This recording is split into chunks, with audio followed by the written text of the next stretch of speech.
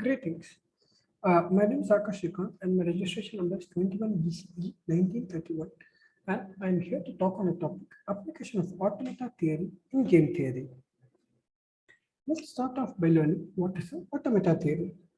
Automata theory is a branch of computer science that deals with designing abstract, self-propelled computing devices that follow a predetermined sequence of operations automatically. An automation with a finite number of states is called as a finite automata. So as we have seen before, an automation with a finite number of states is called as a finite automata. There is a formal definition for finite automata.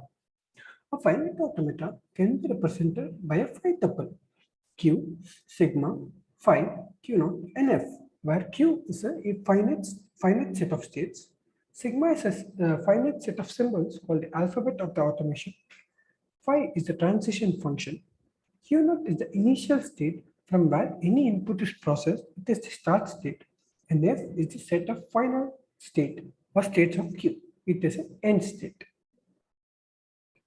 So, what is the application of automata theory in game theory?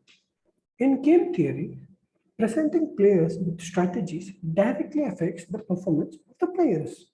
Utilizing the power of automata is one way for presenting players with strategies. Any problem with the interactive participants and action can be treated as a game. For example, when users bid on bidding-based websites, auctions, they are actually playing an auctioning game where they give up a price for some item they want. It's an auction game. Similarly, election. Election is also a political game where you are voting for a person and a person eventually wins. But before all of this, we go into it, we should know what is a game theory. Game theory is a mathematical tool that can analyze the interaction between individuals strategically. Interaction between agents who may be individuals, groups, firms, or independent. These interdependent interactions are controlled by available strategies and their corresponding. What is the role of automata in game theory? Game theory studies the rational behavior in situations involving interdependency. Therefore, game theory will only work when people play games rationally, and it will not work on games with cooperation behavior. Generally, the game consists of the following entities: players, environment, successor function, terminal function, and at last, utility function. So let's see what these following entities mean. Let's start with players, where one side of the game tries to maximize the game while the other side tries to minimize the opponent's scores. The people who play the game are called as players. However, these players can be human, computer, or any other entities. How does the environment play a role in this? Environment basically includes both positions and possible moves for the players. What is a successor function? Successor function includes actions and returns a list of pairs, where each pair indicates a legal move and the resulting states. Terminal test. What is that? It specifies when the game is over and a terminal state is reached. It is the end state. What is a utility function? It is a numeric value for terminal state. Finite automata are found efficient in representing simple strategies in game theory. Nevertheless, game theory is interested in representing simple strategies since many real-life applications do not require complex strategies to achieve their goals. Finite automata are widely used in game theory. For instance, in the iterated n-player prisoner's dilemma, finite automata can be used to represent the player's strategies. The finite automata states represent the player's action and the input is the strategy. Therefore, if n is the number of players in the game, then set I is defined as 0, 1, 2 to n minus 1 as it's starting from 0.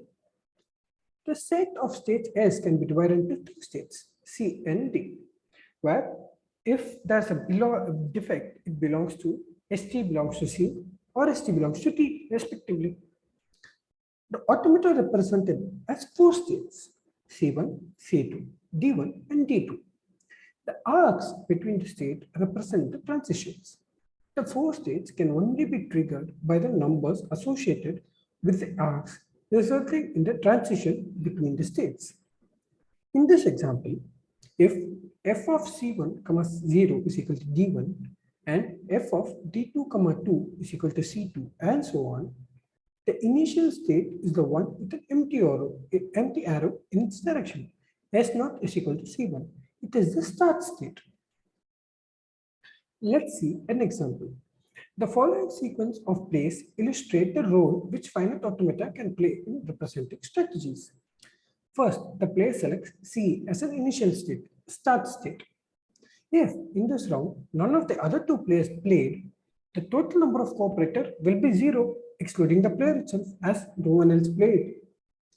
The transition 0 will change the current state from C1 to D1. In the following round, the agent will play D since their current state is D1. Assume that one player is cooperated. Therefore, total number of cooperation will be 1. The transition 1 will change the state from D1 to D1 itself. It will go within. In the next round, the player D will play again. However, using finite automata as a modeling language has its limitations, as always. Finite automata are only capable to recognize regular languages. In other words, it is impossible to guarantee arrival at a specific state only for a determined class of input sequences. Let's see what are the applications of adaptive automata. Adaptive automata-based devices have been represented as powerful tools for defining complex languages. The accepting procedure performed by an adaptive automata is done efficiently due to their structure, which is based on a finite state or structured pushdown automata. Adaptive automata can handle context dependencies in a strict syntactical way without the aid of auxiliary semantic procedures.